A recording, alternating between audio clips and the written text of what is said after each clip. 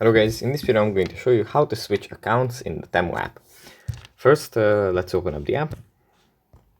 Here it opens up in the home menu. From here we just go into the U menu. Then tap on the settings icon in the top right corner. Then at the bottom we find switch accounts. We tap on this. And here, if we have already added an account, we can just tap on that one and then switch between the two, or we can add a new account right now and right here by tapping on add account and just selecting one of these options. We can either continue with Google, continue with Facebook, continue with email, or with phone number. So you have these options and we can create a new account. But yeah, I guess that's pretty much it for this video. I hope it was helpful for you guys, and I'll see you in the next one.